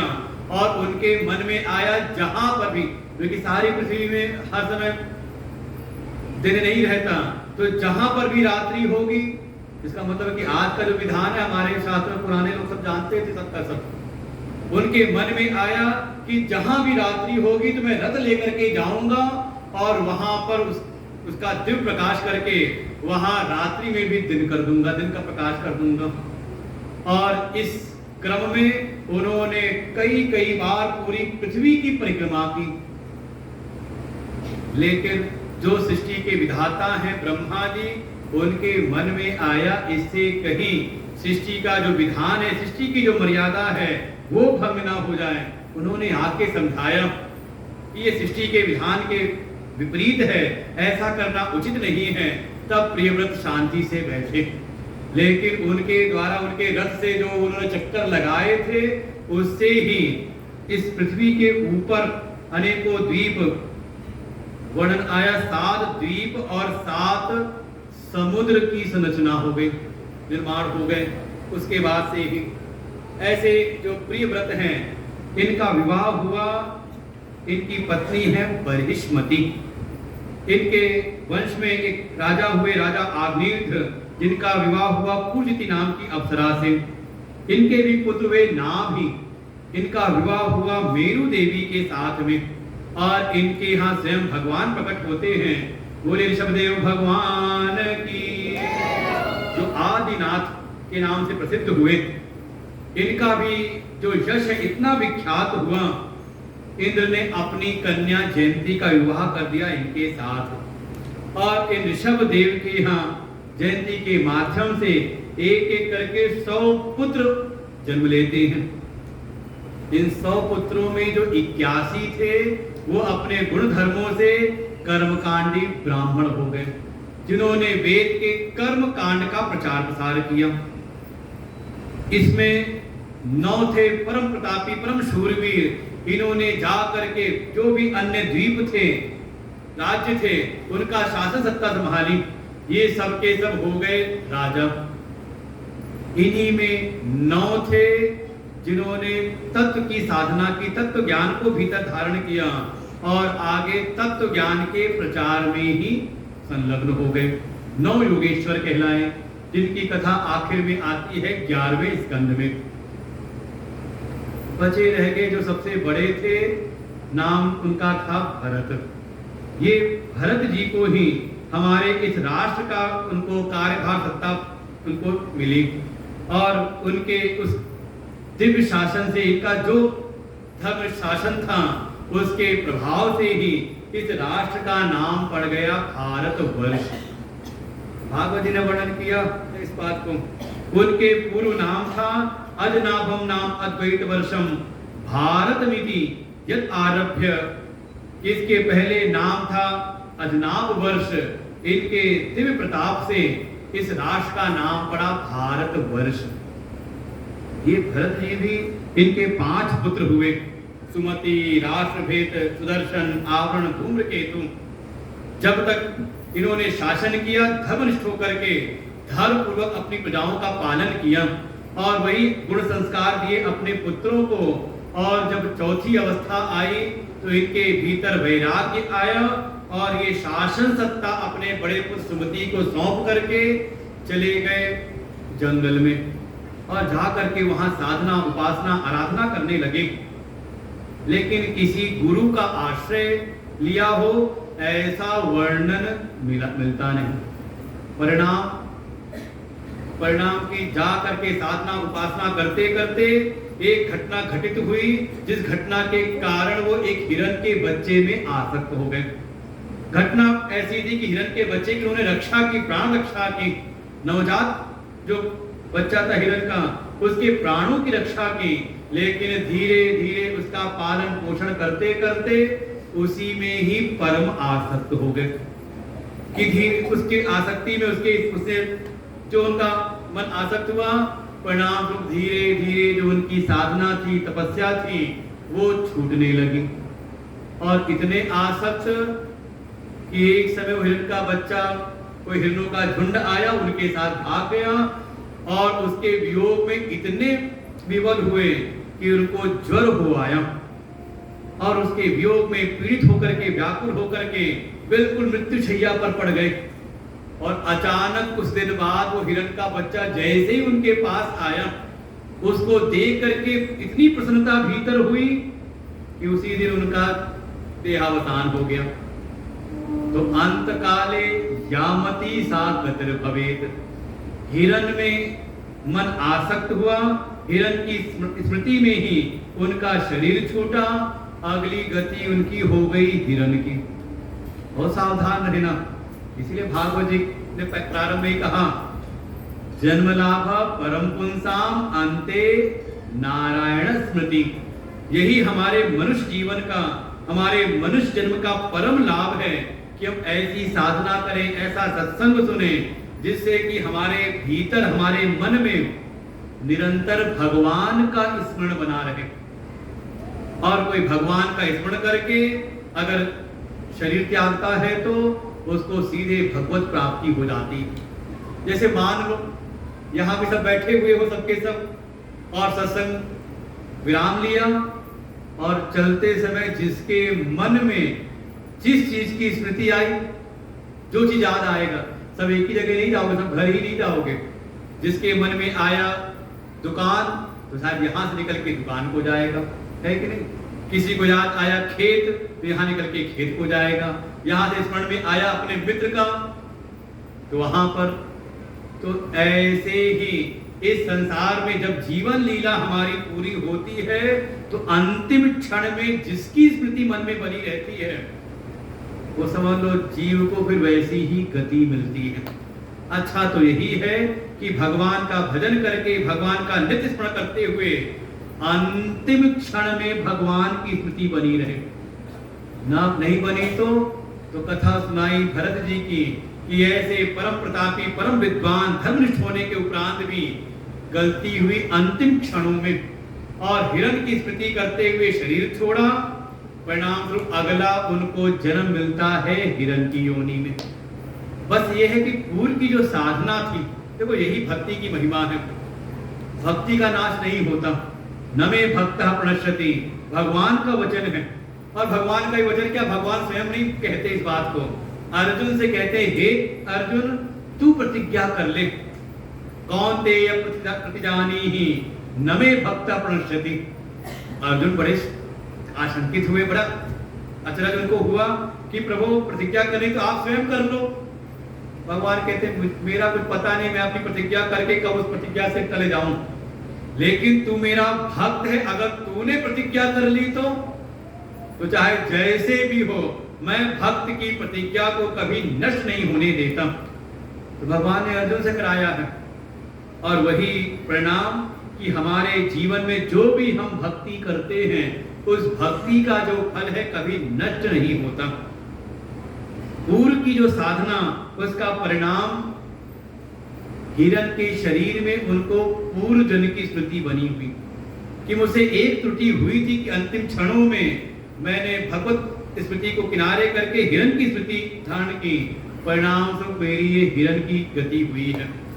इसलिए अब हिरण के झुंड में आसक्त नहीं होते, वो झुंड को छोड़ के चले गए। उसी एक चक्रा नदी है, गंडकी नदी, उसमें अपना आधा शरीर डुबो करके भगवान का स्मरण करते हुए अपने हिरण के शरीर का त्याग करते हैं, और पुनः उनका जो तीसरा जन्म है वो एक श्रेष्ठ अंगिरा गोत्र के श्रेष्ठ ब्राह्मण के यहाँ पर उनका जन्म हुआ। शुचीनाम श्रीमताम गेहे योग भ्रष्टो विजायते अथवा योगिनाम एव कुले भवति धीमताम। ये भगवान का वचन है। भगवान कहते हैं, जो भी साधना के मार्ग में लगे रहते हैं, किसी भी कारण से अगर उसकी साधना अधूरी रह जाए, वो जो चरम स्थिति थी वो प्राप्त हुई नहीं और शरीर छूट गया, तो जो भी उस चरम स्थिति में आने में जो भी प्रतिबंध था, जैसा प्रतिबंध था, उसके अनुसार ही उसकी अगली गति होती है। मान लो साधना के मार्ग में लगे हुए हैं, मन में हुआ बड़ा एक आश्रम तो होना चाहिए, कहीं ना कहीं अपना एक आश्रम हो जहां हमारी चलती हो, बिल्कुल हमारी हुकूमत चलती हो, अर्थात एक ऐश्वर्य की कहीं ना कहीं मन में कोई लालसा रह गई, और साधना करते करते शरीर गया छूट, तो जो पूर्व की जो साधना है उसके बल से वो एक लालसा थी ना मन के भीतर। कैसी लालसा कि हाँ कुछ ऐश्वर्य प्राप्त होना चाहिए, तो अगला जन्म उसको मिल जाता है शुचीनाम श्रीमताम गेहे, किसी धनवान अडारी अंबानी के घर में होता उसका जन्म हो जाए, थोड़े जो पवित्र आत्मा भी हो, भगवान की भक्ति भजन में भी लगे रहते हो, ऐसे कुल में उसका जन्म हो जाता है।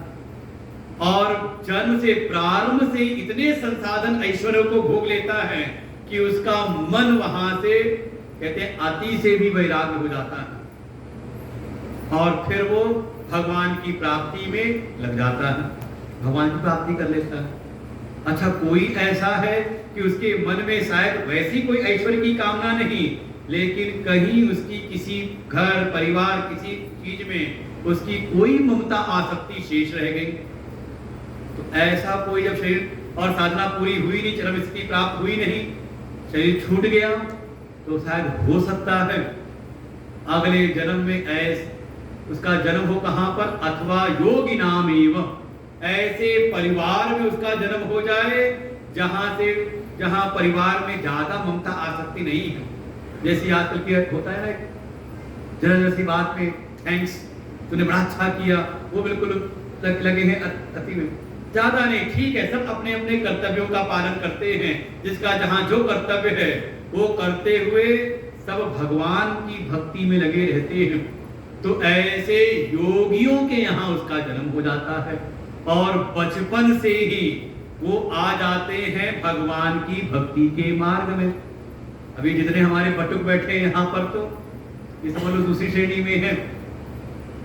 कौन से का, अथवा योगी नामेव, कि हाँ ऐसे परिवार में जन्म हुआ जिन परिवार के लोगों को लगा कि हाँ हमारा बच्चा जा करके आश्रम में रह करके वेद पढ़े, जीवन तपस्यामय हो जाए, तपस्वी जीवन हो। तो आज देखो ये बचपन से कहीं ना कहीं निकल करके आ गए और लगे रहे, तो धीरे धीरे भगवान की कृपा प्राप्त करके अपने जीवन का जो परम लक्ष्य है उसकी प्राप्ति कर लेंगे।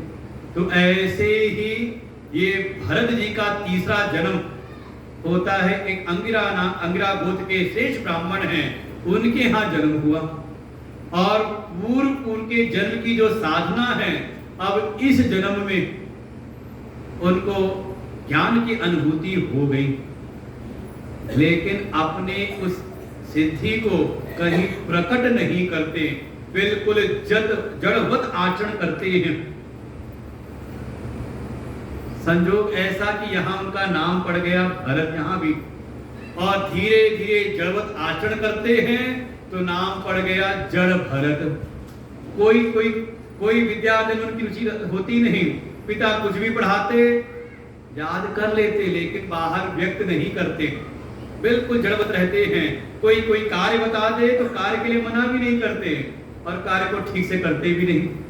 कहीं ऐसा ना हो कि मैं इसी संसार के खटकर्मों में मैं ना लग जाऊं, परमात्मा की विस्मृति ना हो जाए, इसलिए बिल्कुल अपने आप को गूढ़ चेतसा बिल्कुल छुपा करके अपने आप को रखते हैं। धीरे धीरे घर वालों ने भी त्याग दिया। घटना घटित हुई, कोई दस्यु सरगना थे, अपने कुल देवी को बलि चढ़ानी थी और उनके सेवक सैनिकों ने एक मनुष्य बलि तैयार रखी थी, लेकिन रात्रि में वो बंधन करा के भाग खड़ा हुआ। वो सैनिक डरे कि राजा कल सुबह आएगा, बड़ा क्रोध करेगा, उनके आने के पहले कोई बलि तैयार कर लो। ढूंढते हुए गए तो देखा यही मिल गए, खेत की मुड़े पर बैठे थे, बड़े आनंद से भजन करते हुए।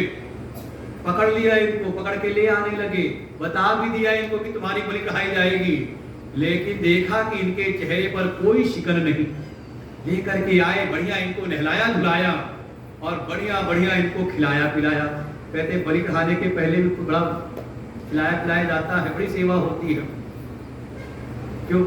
बकरा पालते नहीं सब, बकरे को रोज पालने वाले खिलाते हैं, उठा के तोड़ते हैं, हाँ कितना भारी हुआ है, किस लिए? एक दिन बलि चढ़ाएंगे उसकी। तो ऐसे ही जब सामने रखा, भरत जी बड़े प्रसन्न भरत रूप में जो है, कहा बड़े दिनों बाद बढ़िया भोजन मिला है, जो कुछ मिला सब खा गए, बड़ा आनंद में अपने हैं। सबको लगा ये तो बड़ी अच्छी बलि मिली है, कोई भय नहीं इसके भीतर। अगले प्रातः सुबह जब आए राजा और जो ही बलि चढ़ाने को हुए, जो उनकी कुलदेवी की साक्षात प्रकट हो गई और राजा के हाथ से खड्ग लेकर के राजा का मस्तक काटा, जितने वहां पे सैनिक थे उनके उनको मारा और भरत जी की रक्षा होती है।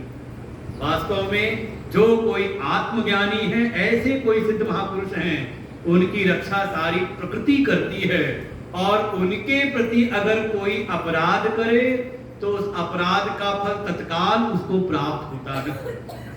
संत अवज्ञा कर पर ऐसा जरई नगा अनाथ कर जैसा, ऐसा वर्णन किया इन भरत जी की का। यही भरत जी की भेंट हो गई। एक समय एक सिंधु सौबीर देश के राजा हैं, राजा रघुगण, जो जा रहे थे कपिल मुनि के पास में सत्संग करने के लिए, और उनकी पालकी का एक जो कहार था वो हो गया बीमार। तो जो बाकी कहार थे उन्होंने इन्हीं को पकड़ा, इनको लगा दिया अपनी पालकी में। तो बाकी जो पुराने तीन थे वो तो अपनी लय में चलते, लेकिन भरत जी अपनी मस्ती, मना कभी नहीं करते थे किसी काम के लिए, लेकिन चलते अपनी मस्ती में। एक आध बार पालकी डगमगाई, राजा का सिर लगा, डांट फटकार लगाई, लेकिन दोबारा जब हुआ, आप तो राजा बिल्कुल क्रोधित होकर के, क्यों रे, सारी पालकी का भार तेरे ही कंधे पर आ गया है।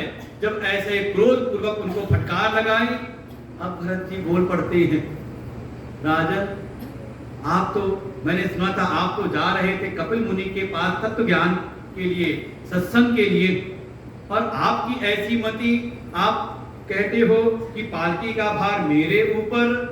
तत्दृष्टि से देखिए तो सब तो केवल मिट्टी मात्र है, मिट्टी का ये, मिट्टी के ऊपर ही मिट्टी का ये पुतला, और उसके ऊपर मिट्टी से उत्पन्न हुई ये पालकी, और उसमें भी आप मिट्टी मात्र ही तो है। कौन मोटा कौन पतला, ये सब तो प्रकृति के गुणों में है। आत्मदृष्टि से देखें तो उसमें कोई विकार नहीं है।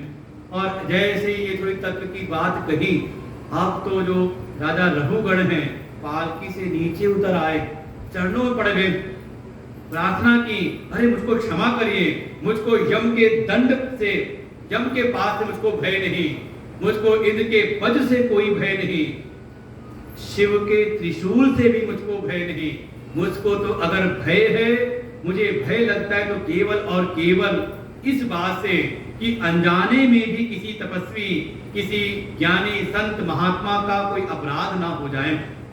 आप मेरे अपराध को क्षमा करिए, आप अपना परिचय दीजिए, आप हैं कौन। और फिर यहीं बैठ करके फिर सत्संग शुरू हो गया यहीं पर, और बड़े विस्तार से परमार्थ और व्यवहार दोनों का ही विशद व्याख्यान किया जड़ भरत ने। और बैठ करके सुनते हैं राजा रघुगण, और यहाँ पर पूरे भूगोल का वर्णन करते करते लोक लोकांतर के वर्णन में नरकों की यातना का वर्णन किया है। 28 प्रकार के नरक बताए हैं, और कैसा कैसा कर्म करने वाले को कौन सा नरक मिलता है, कैसी यातनाएं नरकों में दी जाती हैं, वो सारा वृत्तांत सुनाया। अरे सुनते सुनते राजा परीक्षित का तो हृदय कांप गया, इतनी घोर यातनाएं।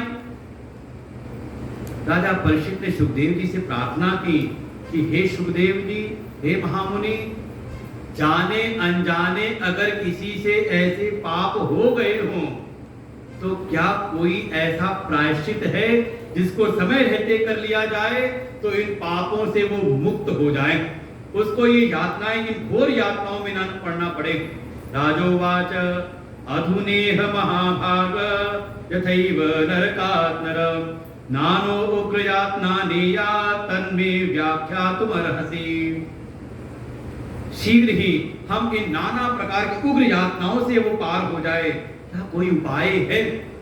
सुखदेव ने कहा, राजन, ऐसे तो हमारे वेदों में जहां कर्मों का प्रतिपादन किया वहां प्रायश्चित का विधान भी बताया है। जहां नित्य कर्मों का विधान बताया, नैमित्तिक कर्मों का विधान बताया, जहां सकाम कर्म का विधान बताया है, वहीं पर अगर नित्य नैमित्तिक कर्मों में कोई त्रुटि हो जाए, भूल करके भी जो निषिद्ध कर्म है अगर वो हमारे जीवन में हो जाए, तो समय रहते ही जीव को प्रायश्चित कर्म का भी अनुष्ठान करना चाहिए। ये सारे विधान तो बताए हैं, लेकिन ये जो प्रायश्चित भी है, कई बार ऐसा होता है कि ये जगत का प्राणी प्रायश्चित करने के बाद भी पुनः पुनः उन पाप कर्मों में संलग्न हो जाता है। बिल्कुल वैसे ही जैसे कुंजर शौचवत, जैसे एक हाथी गया सरोवर में, शुद्ध जल में उसने स्नान किया और फिर बाहर आया, और बाहर आके फिर उसी सूंड से वहां की रेत धूल को उठा करके अपने ऊपर डाल लेता है। तो कई बार ऐसा ही ये प्रायश्चित केवल बाहरी प्रायश्चित रह जाता है, कुंज स्नानवत। वास्तविक प्रायश्चित तो ये है कि प्रायश्चित भीतर प्रकट हो जाए। ये जो भीतर पाप वासनाएं हैं ये ही परिवर्तित हो जाएं। वास्तव में यही असली प्रायश्चित है, और ये होता है केवल और केवल ईश्वरोन्मुख होने पर ही। जब जीव ईश्वर की ओर उन्मुख हो जाए, कैसे भी ईश्वर का वर्ण कर ले, तभी ये भीतरी प्रायश्चित होने की संभावना है। नहीं तो प्राणी केवल ऊपर ही ऊपर मन से प्रायश्चित करता है और बार बार पाप कर्मों को फिर करने लगता है। तो ईश्वर उन्मुख अगर हो जाए कैसे भी, तो उसका फिर ये प्रायश्चित टिकाऊ होता है। और ईश्वर उन्मुख करने के ही 3 साधन बताए छठे स्कंद में। पहला है भगवान के नाम का आश्रय ले, दूसरा भगवान के रूप का ध्यान करे, और तीसरा भगवान की अर्चना करे। ये 3 ऐसे साधन हैं जो जीव को ईश्वर की ओर प्रवृत्त करता है। और जैसे ही वो ईश्वरोन्मुख होता है, उसके भीतर की जो भी पाप वासनाएं हैं धीरे धीरे उसका शरण होता है, और एक समय वो परम पवित्र होकर के भगवत कृपा का परम पात्र बन जाता है। इसी नाम की महिमा में ही कथा सुनाई अजामिल की। एक अजामिल था, तो जन्म तो उसका हुआ था ब्राह्मण कुल में, लेकिन एक वैश्या के संग में उसका पतन हुआ। लेकिन कृपा हुई संतों की, संतों ने आकर के केवल इतना ही कहा कि अपने पुत्र का नाम नारायण रख दो। सबसे छोटे 10वें पुत्र का नाम नारायण रखवा दिया और जाने अनजाने पुत्रोपचारितम, पुत्र के नाम से ही वो भगवान का नाम लेने लगा और धीरे धीरे उसके जो पाप कर्म थे उन पाप कर्मों का क्षय हुआ और वो भी भगवान की भक्ति के मार्ग में आगे प्रवृत्त हुआ। दूसरी कथा सुनाई रूप की महिमा में। एक असुर है, नाम है वृत्रासुर, अर्थात जिसकी वृत्तियों में, विचारों में ही आसुरी भावना आ जाए। उसने भी वर्णन किया उस वृत्रासुर के वध के लिए एक तपस्वी हैं, उन्होंने अपनी अस्थियां दान की और हमारे पड़ोस में उनका स्थान है दधीचि ऋषि, जिनकी तप के द्वारा जो उनकी अस्थियां बिल्कुल वज्र के समान हो गईं। अर्थात जब मन की वृत्तियों में, मन के विचारों में आसुरी भावना आ जाए तो उपाय एक ही है, किसी तपस्वी संत की शरण प्राप्त करें। और जब इसका अंतिम क्षणों में जब इंद्र से युद्ध होता है, एक बार तो वृत्रासुर ने ऐसा प्रहार किया कि इंद्र के हाथ से वज्र छूट गया, इंद्र भी मूर्छित हो गए। लेकिन पूर्व की जो इसकी साधना थी, उसने अंतिम क्षणों में भगवान का स्मरण किया, भगवान का के रूप का इसने बड़ा ध्यान किया था, भगवान का स्मरण किया और भगवान की बड़ी सुंदर स्तुति की। और इसके बाद वृत्रासुर का वध होता है, लेकिन भगवत गति इसको हुई और भगवान की अर्चना में ही कथा सुनाई, मरुत गणों की कथा सुनाई, कैसे अर्चन का फल प्राप्त होता है। राजोवाच समप्रिय सुहृद ब्रह्मन् भूतानां भगवान स्वयं इंद्रस्याते कथम दैत्यान अविदित विषमो यथा।